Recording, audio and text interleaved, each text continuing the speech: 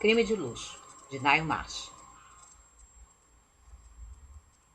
Segredos, chantagens, uma festa de debutantes,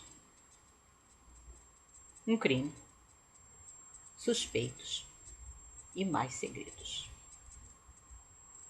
Publicado pela primeira vez em 1938, Crime de Luxo pode ser considerado, de uma certa maneira, sequência do romance anterior da autora, Os Artistas do Crime.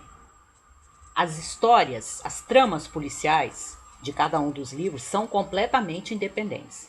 O que acontece aqui, em termos de história policial de mistério, não tem nada a ver com o livro anterior, com Os Artistas do Crime. Mas, de uma certa maneira, é uma sequência, porque a gente vai ver aqui, em Crime de Luxo, um aspecto da vida pessoal do seu protagonista, do detetive, do inspetor Roderick Aylen, que é o protagonista dos romances policiais da Ngaio Marsh, ser retomado. Esse aspecto da vida dele, né, da vida dele enquanto pessoa, é retomado e, por fim, finalmente, resolvido.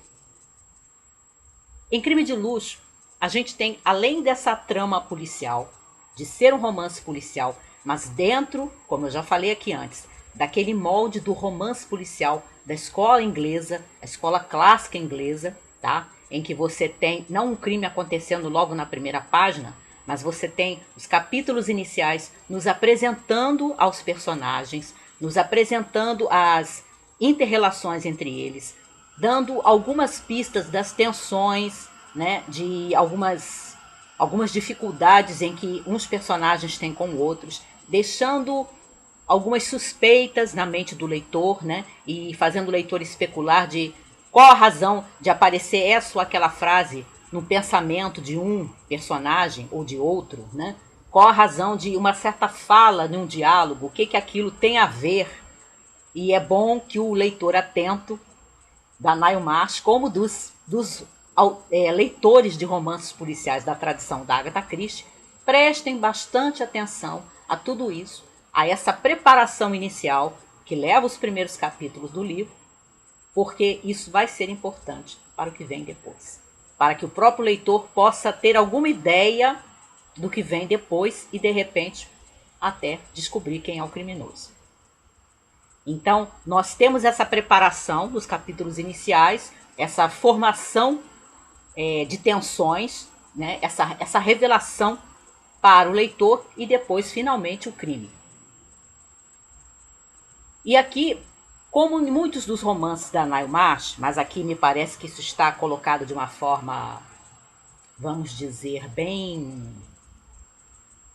clara, ainda que sutil, mas o ambiente que ela resolve colocar para a sua história policial é bem claro, as oportunidades que são colocadas para ela como escritora e que a gente vai perceber.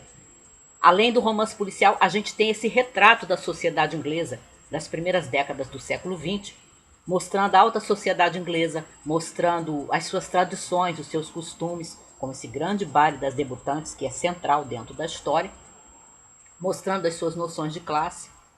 E aí a gente vai ter esse retrato que é sutil, porque vamos encontrar algumas alfinetadas, vamos encontrar algumas ironias, mas sempre com elegância.